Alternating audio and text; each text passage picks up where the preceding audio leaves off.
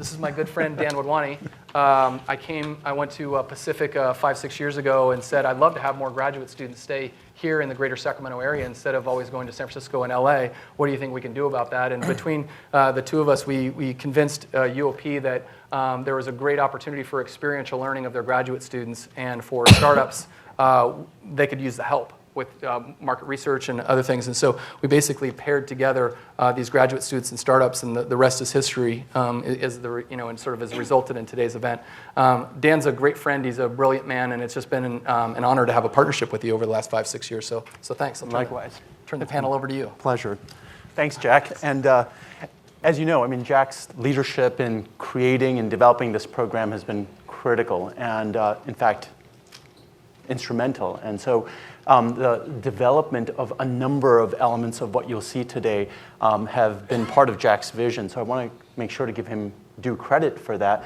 Not just the development of the startups and the attraction of the capital, but also the efforts to enroll educational institutions as part of the ecosystem. And that's kind of the focus of the panel here, because as was mentioned in the opening presentations, educational institutions, universities, schools, institutes are crucial to innovation and entrepreneurship in any ecosystem.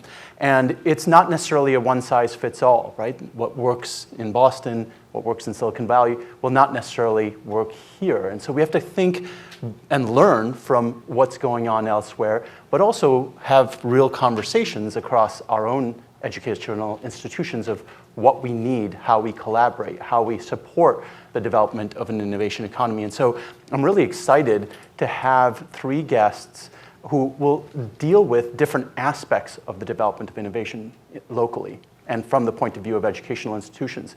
So if you think about it, there are a number of different things that we rely on our educational institutions to do to support and promote innovation.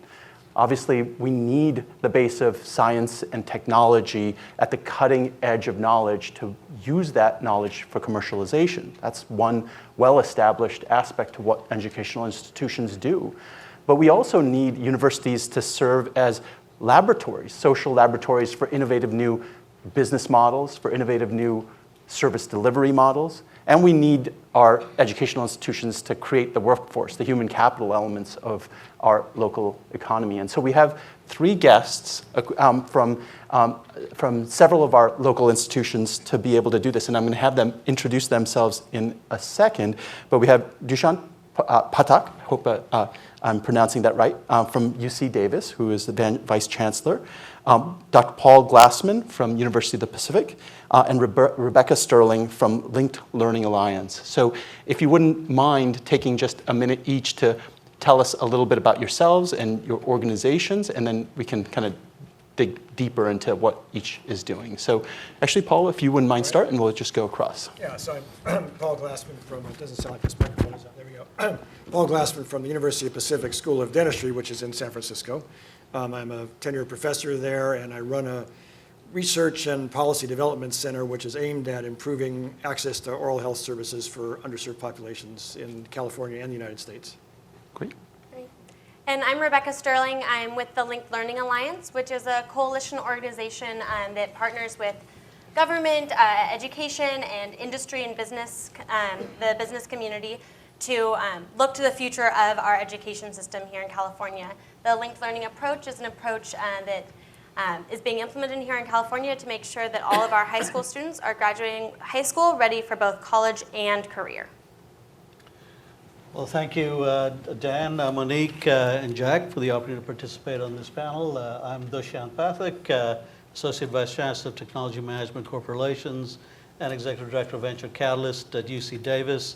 This is one of 3 divisions within the Office of Research at UC Davis. The Office of Research is the primary administrative unit on campus that interfaces with the academic research side of the house to really facilitate translation of that research into impact.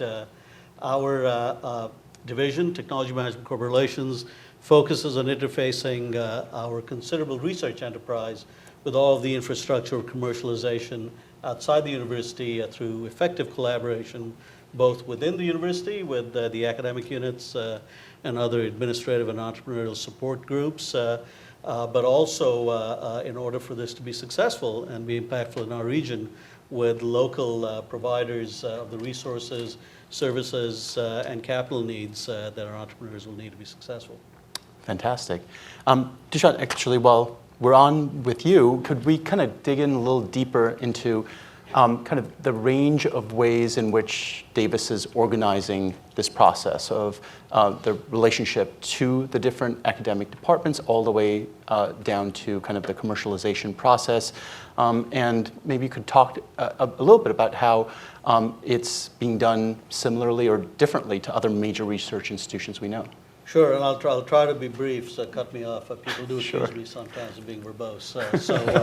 I'll try to give maybe a brief overview of the structure. So the way that we've structured technology management corporate relations is through three units, all of which I have overall responsibility for. One is called Innovation Access, and that's your traditional intellectual property office responsible for stewarding IP that's developed on campus, as well as that makes its way onto campus through collaborations with other academic institutions or companies, as well as putting in place the IP transactions necessary for transferring that technology out of the university, licenses and related transactions. About 25 people in that group, which really it consists of folks, many of whom have industry experience, many of whom have PhDs, JDs, and represent all of the areas of technology, since we are really one of the only comprehensive universities in California. The other group, smaller group, about 5 folks, is called the Office of Corporate Relations. That reports up to me through its director. And that group is focused on facilitating broad transformative relationships with existing companies, with industry partners that cut across disciplines, departments, and all the silos that naturally spring up on academic campuses. So really facilitating interactions in a much more coordinated, integrated way so that we can, I know this sounds a bit trite, but really allows us to take a more solution-oriented approach because it's really rare these days that you see huge leaps forward happen through a single individual achiever or even a single discipline. So we really work in ways that interface much more collaboratively across the campus with problems that industry folks have through aligning with our authentic strengths on campus with that group. And the third unit that launched in mid-2013, and I'm serving as the executive director of that group as well, is called Venture Catalyst. And this group is focused entirely on supporting startups, spin-outs, new ventures based on university research. And from the very get-go, we really saw Venture Catalyst as having a role as well as being a silo buster on campus, if you will. So even before we launched it, we engaged in a collaborative discussion of how it should be framed, how it should be coordinated and integrated across campus with our Child Family Institute for Innovation and Entrepreneurship that's led by Andy Hargadon and by Cleve Justice, so that we could really take this interface of working with that institute that sits within the academic side of the house, if you will, in the Graduate School of Management, and that helps our entrepreneurial faculty and researchers know what it means to think like entrepreneurs, with Venture Catalyst, where we help them do like entrepreneurs. So we're looking through these three units to find ways in which we can take a much more coordinated and collaborative approach, not just on campus, but with our institutions externally. You know, I'll give a shout out to Ryan Sharp, who's here in the audience, and it really, he emblemizes our belief that it's not just about pushing startups out into the economy. You got to make sure that you're effectively engaged with your economic environment. So he, as Associate Director of Economic Engagement, represents a role which is one of the early roles that we filled within Venture Catalyst, to make sure that we're engaging very effectively with the resources and the support and articulating our story effectively, as well as hearing much more clearly what's needed and what's available outside. And I think that perhaps is what makes us somewhat different, certainly with the other campuses within the UC system, where it's not as organized, it's not as coordinated. You have a lot of competing units, and I think that may work in areas like the San Francisco Bay Area, Silicon Valley, or even Cambridge on the East Coast, where you have a well-developed ecosystem to support entrepreneurship already. I think that where we are, as we're developing and growing and evolving, this coordination really gives us that critical mass of focused activities so that I think we can grow faster and get to where we need to be much more effectively. Sounds like it's the way you're distinguishing Davis from other major researching institutions and their interaction with environments is it's a much more essentially integrated approach across different activities. That's right. Can you very briefly kind of speak to why you see as a need to do that differently than it's done in other ecosystems? Yeah, and I think that does have to do a bit with where we are in the evolution of our entrepreneurial ecosystem in the greater Sacramento region. But if you look back, and there's probably more historians in the audience than I can really go to toe-to-toe with. But if you look at some of the other entrepreneurial hotbeds around the country, if you look back at how they started, in some cases they started de novo, some form of big bang, if you will, where something started and that just grew at a fantastic rate. Other regions, which are maybe a little bit more closely aligned to ours, really benefited from a coordinated approach. Right. Now, if you think about entrepreneurship, you'd say, well, coordination is really antithetical to what it's about. But I think that works when you have a perfectly priced ecosystem with every single service provider, everything you need to be a successful startup available around you.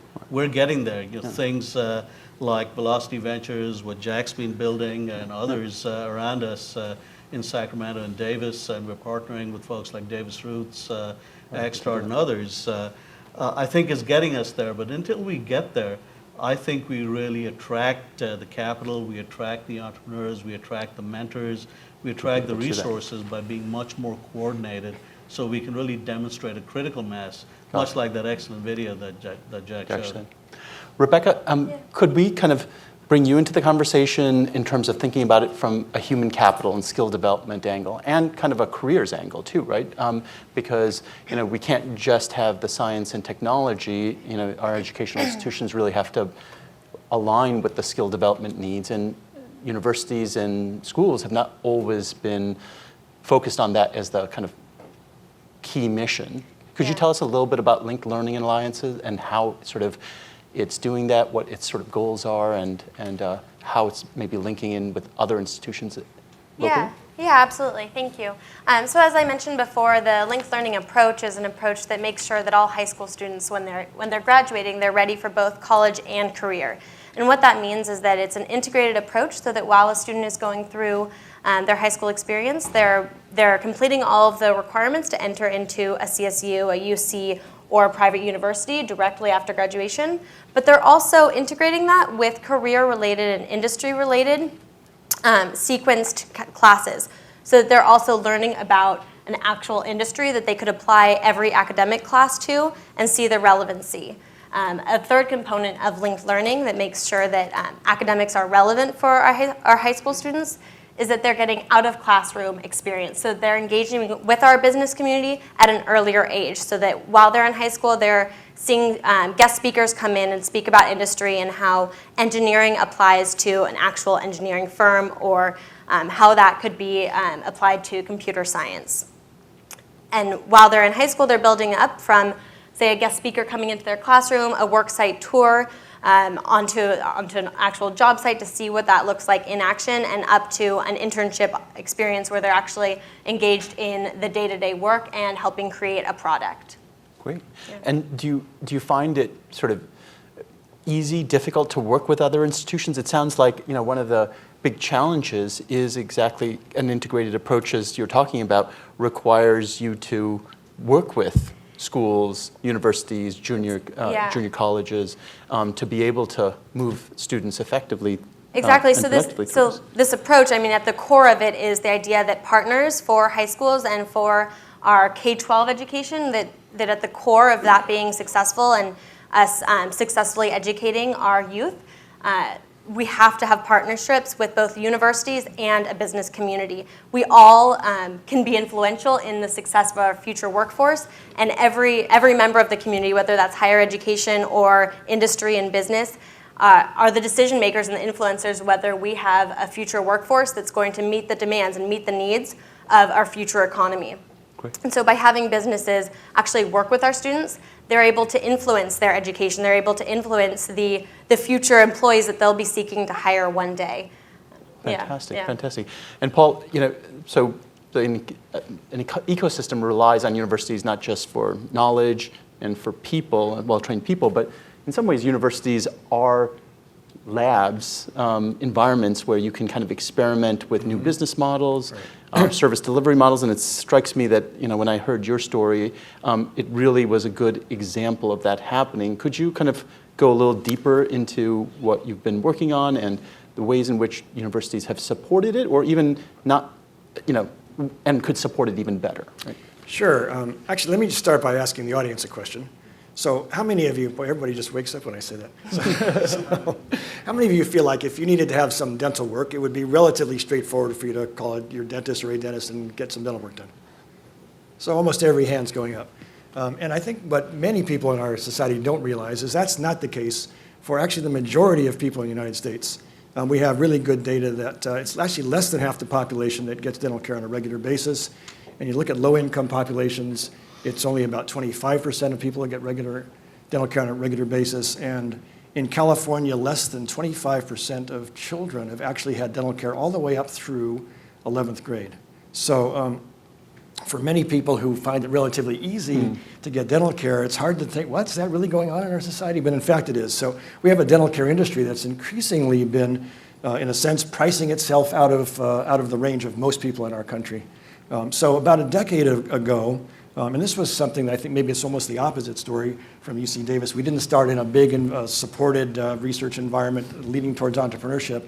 It was really just a couple of faculty members that thought, this is something that, although it's a huge problem in our country, there's an opportunity here. And so we began to think about the fact that the majority of people in our country who are not getting dental care are probably not going to get it in the traditional dental care system. If we're going to get dental care to them, the both problem and the opportunity is figure out how do we do something different where it can actually get care to where people are. So roll forward 10 years, and what's happened over that 10 years, we've developed a system of actually bringing care to where people are. We call it a virtual dental home. There's a big deal now in the healthcare system about health homes and medical homes and patient-centered medical homes. The idea being to try and bring services to where people are, support them in preventive activities, get them to the right services at the right time. We do all this now through we call a geographically distributed telehealth connected team. So we have dental hygienists and allied dental personnel that are in Head Start centers, in schools, in residential facilities for people with disabilities, and low-income community centers and nursing homes. And they're actually collecting a full set of digital dental records. There's a dentist who's not there at those places. The dentist from their office is actually in the store and forward system reviewing the records, deciding what the problems are people have, deciding what should be done. We've been able now to collect data to indicate that we can keep about 2/3 of these populations of people healthy, with the dental hygienist being the only one who's actually physically touching them, which is a huge difference from what normally happens with these populations where they get no care. The small hole in a tooth turns into a bigger hole, turns into a toothache, turns into a visit to the emergency room, turns into a visit to the hospital operating room. So we've been able to get to people early, get preventive and emphasize preventive and early intervention services, sort of break that cycle of leading to hugely expensive care. And it's taken us 10 years to put together the system to be able to demonstrate that it works. Last year, because of the demonstration, the 6-year demonstration that we had, grant-funded demonstration, a number of advocacy groups actually introduced legislation in California that took some of the new duties for allied dental personnel we'd been testing and put those into law, required our state Medicaid system now to pay for these telehealth and enabled dental services. And we're now just turning the corner to be able to help dental clinics, private dentists, other kinds of groups across the state now do this in a business model where they can actually greatly expand their reach to the population and do it in a way that they can actually make a living at it by sustaining these models using actual program revenue. So I think it's an example of something that started in a little corner of the university with kind of a think tank supported by the academic environment, allowing us to think and do stuff in a way that you couldn't do if you needed to start a business right up front. Right. And then gradually growing to the point where it's now become something we have people now talking to us about how do we turn this into business models. Got it. And so it sounds like, knowing your story, but like that the university environment allowed you to introduce something innovative that wouldn't have been able to be done in in the for-profit environment.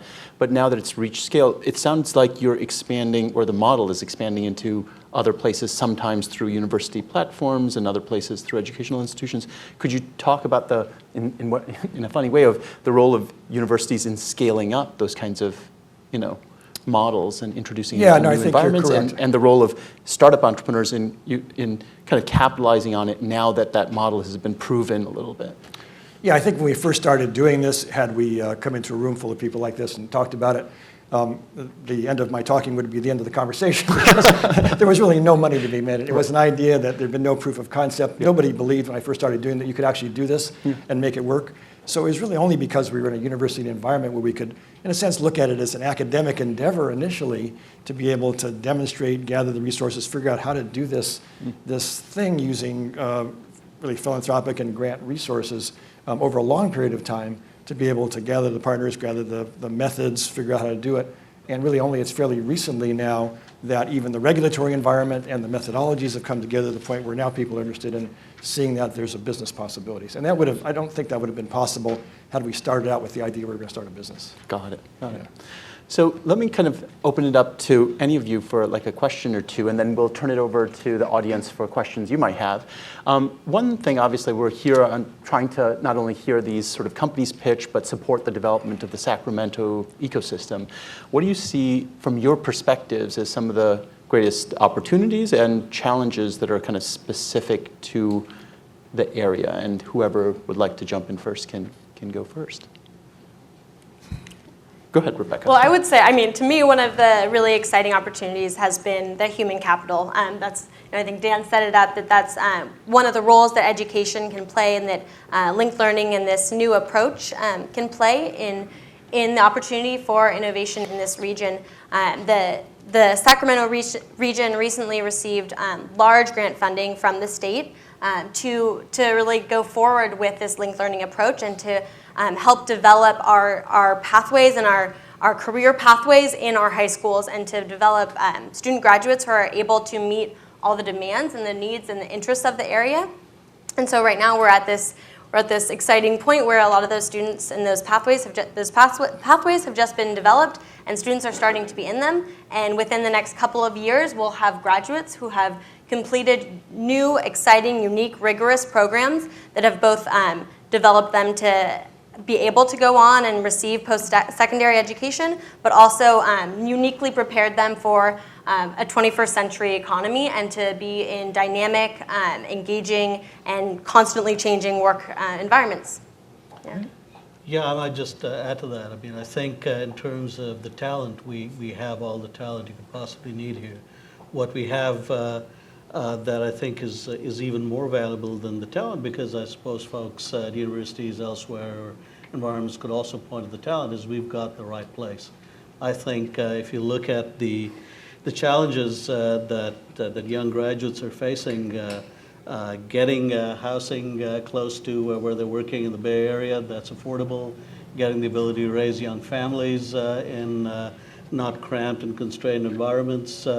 We don't have that problem here. So we've got the talent, we've got the place, and I think that's an immense opportunity. I like to use one example just because I know it well. A company called Acton Software, where even though they're headquartered in Oregon, 80% of their workforce is in our Sacramento region. And they are really keen on hiring students from our universities here. They've set up a program with our Career Placement Center where they basically take undergraduates immediately out of graduation and put them in high growth jobs within the company. I think another opportunity is that in addition to talent and place, the time is right. If you look at, and I'm focusing on the UC system again just because I know it better than all of the other cool things that are building around us. President Napolitano, who's taken over as president of the UC system, is really focused on demonstrating to the state legislature that it's not, the conversation shouldn't just be about tuition and shouldn't just be about, this is cost to society. It should really be on what are we turning out that's really the future of California. So she is very keen on looking at what we can do within the UC system and really point out for our legislators is a key driver of economic impact in our region. And again, going back to the excellent presentation that Jack gave early on, if you look at the anchors for California, well, the northernmost anchor really is the Sacramento region. And you look at the educational institutions we have here, they're unsurpassed. You look at the other anchors in Southern California around San Diego, and I see that some of what we see as perhaps sucking all the air out of the room, if you will, in terms of this conversation, LA and San Francisco, I see them more as legacy campuses and legacy areas because they don't have the room to grow. I think the future really is here. We are the region of the 21st century. I think that brings us the challenge. The challenge just is, I think we got to be more confident about telling the world that this is where the future is, and not being diffident, not being shy, not lacking that confidence to say, this is where it's at, this is the future, you can be part of it or you can be left behind. And in terms of the area endeavor that I'm involved in, I think there's fabulous opportunities here for a couple of reasons. One is that the need is tremendous, probably in the Sacramento region, the Central Valley. The disparities in terms of access to dental care and oral health are greater than they are in much of the rest of the state, certainly greater than they are in some other parts of the coastal areas. And so there's a huge need. And we have students in both our dental school and also in the main campus who are now calling us, understanding the work we're doing, wanting to get involved, seeing this as really something for the future. And when I talk to my colleagues in the dental industry, I often, something that will be obviously very obvious to this audience, but talk to them about it. If we were in an automobile industry and we were selling only Cadillacs, and we found that most of the population wasn't buying Cadillacs, we might want to think about developing some more basic transportation so the other people who were in the population who were not buying Cadillacs actually should get basic transportation. The dental industry has done very little of that. So the opportunity to be able to rethink how do you deliver oral health to the population is, I think, tremendous. Big need, lots of now opportunity. The regulatory and payment environment has changed because of recognition of this new model. I think we're going to be seeing a huge transformation in the dental industry in general, and I believe that this telehealth connected team getting into the community approach is going to be one of the things that's going to be leading that. So I just see lots of interest in this and lots of opportunity. If I just Yeah, add to that, please, I think Ed. that metaphor is an important one because it also it can be pointed at the type of education we're providing. So it's not just about the UC education, it's really about the diversity of education that we're providing. And again, I think our region is a leader in really providing for all the different types of needs that really make for the best workforce in the future. It's not all about one aspect of it. It's really about making sure that we're bringing everyone along because you need the whole village in terms of being successful. I'm going to ask one more question and then turn it over to you guys to ask this panel what's on your mind. But before we do that, if you could just very briefly sort of address the question of we've got investors in the room, we've got institutions in the room, we've got startups in the room, and who knows who else, right? From the point of view of making this happen, it seems like communication and collaboration is an essential part of this, making the linkages to how each of these people might approach Davis or might approach Learning Alliance or approach Pacific. What are some of the things that might be particularly useful points of collaboration that, with the folks in the room that you could see? And you can do this briefly, and then obviously that's a great point from which you can continue the conversation over the break. Sure.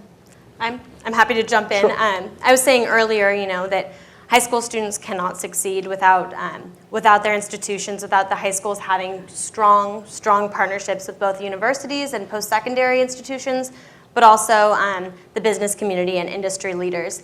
And so that would be my call to action, is that our students will not be prepared to contribute as effectively and as wholly to our workforce or to their future employers and companies if they don't have opportunities earlier, if they have never been in the workplace, don't know anything about the workplace until they graduate from college or from their post-secondary experience.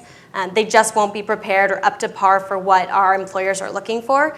And so our high school students need businesses. They need business leaders who are willing to partner and spend time to introduce them to the workforce, introduce them to what's happening right now, what businesses see might be their future, or what the trajectory can be, and what is a pathway to a career. What are the steps that they need to take to end up in the field or industry of their interest. One tool that we've developed with the Linked Learning Alliance and in partnership with the Foundation for California Community Colleges to help make sure that this workforce gap doesn't persist, that businesses do have the talent they need and are looking for, is a tool called LaunchPath. It's a website that's launchpath.com that can be used by employers and businesses to go directly to the source and hire student interns through there. This is 1.0, so right now it matches employers and students with internship opportunities, but in the next year or so, it will actually take employers through the continuum of engagement with students in education. So an employer can go on to LaunchPath and offer to be a speaker if in a classroom, offer to host a classroom for a tour of their work site in a variety of number of ways and different commitment levels, be engaged with students and be able to help influence what the future workforce and their future employees' experiences are. Paul or Dushyant, do you want to? Sure.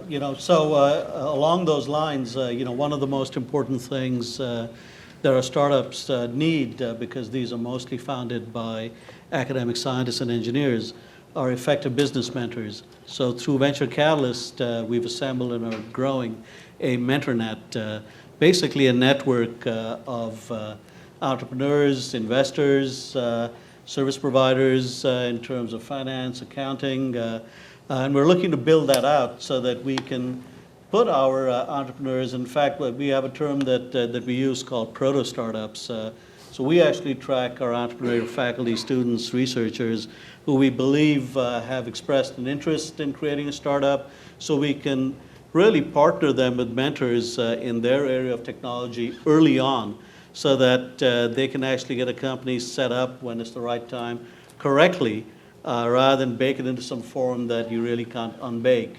So that's one area where we've been working with folks in the community to build out a MentorNet.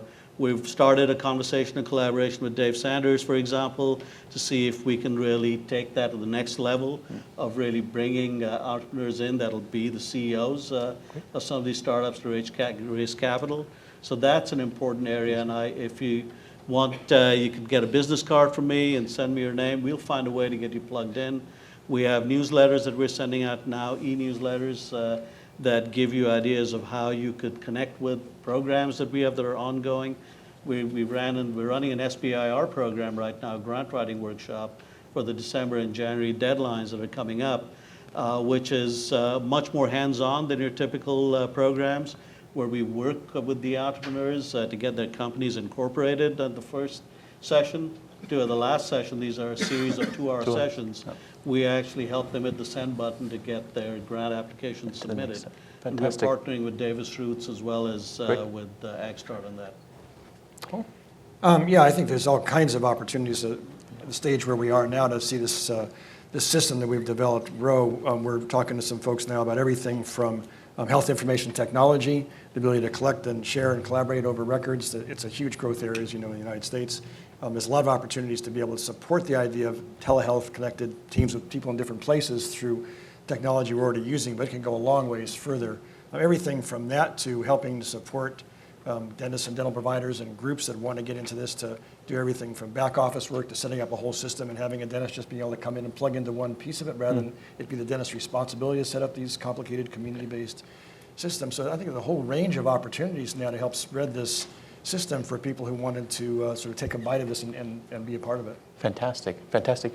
Well, out of respect for everybody's time, I see that we are approaching the hour when the companies are getting ready to pitch. So we have a scheduled break in a few minutes, and so rather than going to open Q&A, what I'd encourage you to do is, if you have interest in collaborating, if you have questions as follow-ups, please get in touch with each of our fantastic speakers at the break. But I want to end by thanking all of you for the time and for a kind of an interesting discussion, and stick around for the questions. So thank you guys. Thanks. Thank you.